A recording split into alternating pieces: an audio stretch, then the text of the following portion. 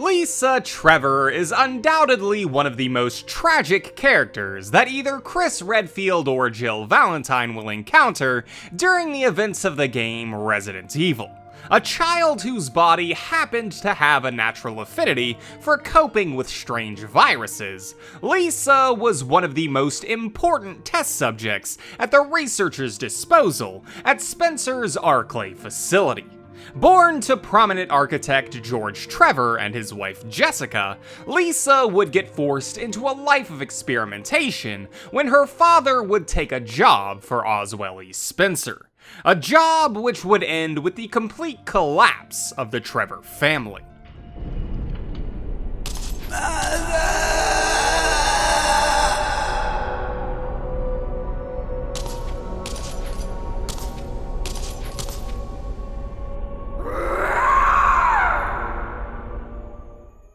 The story of Lisa Trevor as we know it begins with her father George and her mother Jessica.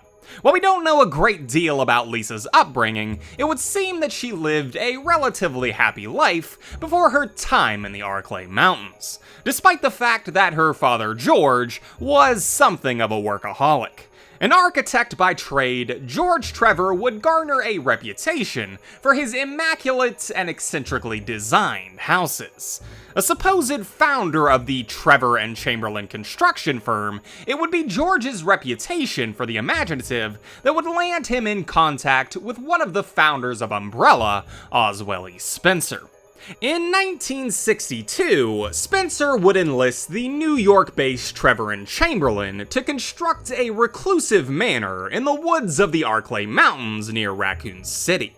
Trevor would accept the contract. It would draw up detailed plans for the project, which would be completed in 1967. And upon its completion, Spencer would invite Trevor and his family to join him at the manor to admire this incredible feat of architecture.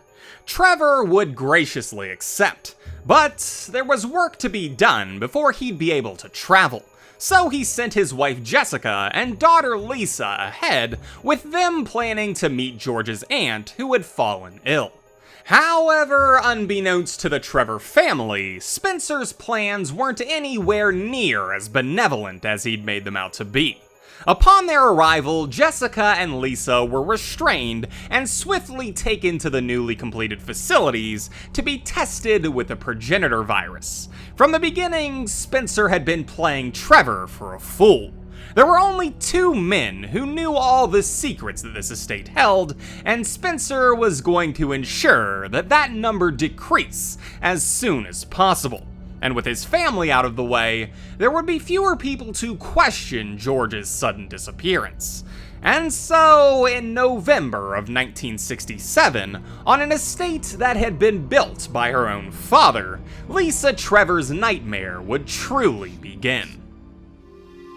Of course, that meant we really only had one choice. She was bound to a pipe bed, and something about her made me think, had this been a part of Spencer's plan all along? Shortly after being taken captive by Spencer's men, Jessica and Lisa Trevor would be injected with different variants of the progenitor virus. Jessica would be injected with Type A, while Lisa would be injected with Type B. And while Jessica's body would reject the virus outright, Lisa's body would be much more susceptible to its infection. Over the course of the next few days, both Jessica and Lisa's mental states would harshly deteriorate. Jessica would attempt to make plans to escape the facility with her daughter and go search for George. But before these plans would ever come to fruition, she would be deemed as a failed experiment and disposed of. Lisa, on the other hand, would pique much more interest in the minds of the researchers. Her body would begin to adapt to the progenitor virus that she'd been given, and as a result, she would develop a degree of superhuman strength. Researchers were fascinated by this turn of events, and would begin studying the young girl, but noticed that she was becoming ever more agitated in being separated from her mother. However, Jessica was already disposed of. So, in an attempt to placate their newest subject, they decided to send in a staff member who bared resemblance to Lisa's mother, in hopes that Lisa, in her mentally deteriorated state, wouldn't be able to tell the difference. This charade would work, but only for a moment. Before long, Lisa would realize that something was wrong, though through her delusions, she couldn't discern what that was. Inside of her broken mind, Lisa came to the conclusion that this woman was in fact her mother. Or at least she'd stolen her mother's face. Lisa knew that her mother would be sad if she saw Lisa and didn't have her face.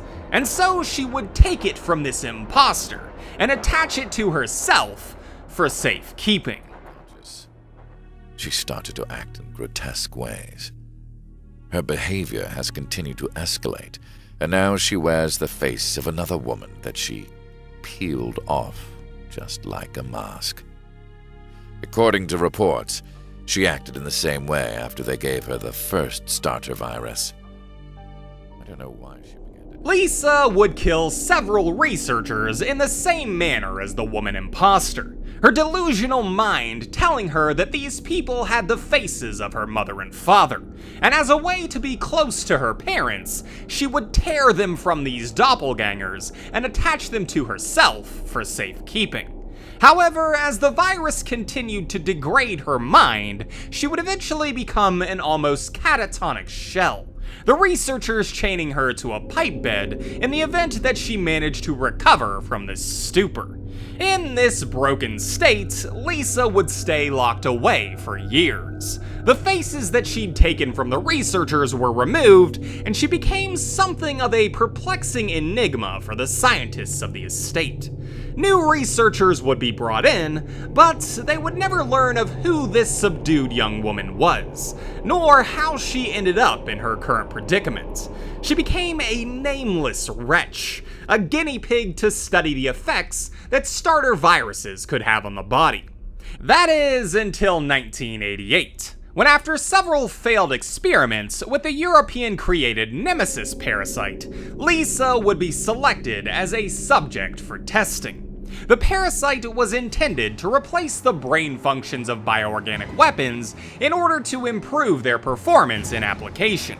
However, when the parasite was introduced into Lisa, something very unexpected happened. Lisa's body absorbed the invading entity almost immediately, baffling the researchers and bringing about entirely new questions as to what exactly was happening in this woman's body. Running all new tests on Lisa, it was concluded by William Birkin that inside of this test subject, constant mutations were occurring. So when she was injected with the Nemesis parasite, it just became another in a long line of mutations. From this finding, Birkin would go on to create the G-Virus plan. But as for Lisa, over the next 7 years, she would become a nuisance to their research. With the introduction of the Nemesis parasite, Lisa had regained some control over her faculties. Her mind was still a shattered mess, but she regained her enhanced strength and, unfortunately for the researchers, her penchant for gathering faces to wear like masks.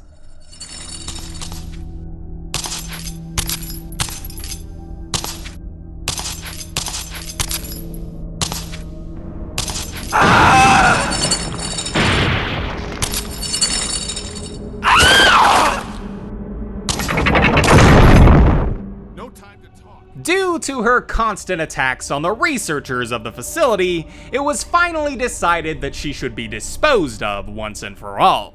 Orders were passed down to the Umbrella Security Service to kill this seemingly immortal woman. And after checking up on her body for 3 days after her supposed death, she was finally deemed as dealt with. Her body taken to an undisclosed location on the grounds of the Spencer estate to be lost to time.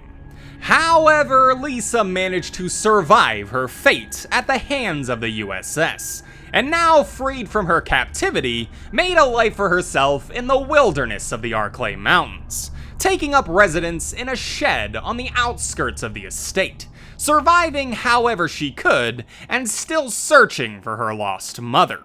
Life would continue like this for Lisa for quite some time, exploring the underground tunnels of the mansion and visiting the stone casket that she believed to house her mother's body. Lisa Trevor's story is arguably the most tragic to come out of the Spencer estate. A wide-eyed young girl taken away from her mother because of the talent of her father, used so frequently in experiments that her body became a breeding ground for an entirely new virus. Lisa's life is one of tragedy, and one can only hope that her prolonged torture finally ended when the mansion that she'd suffered in for so long was eradicated in 1998.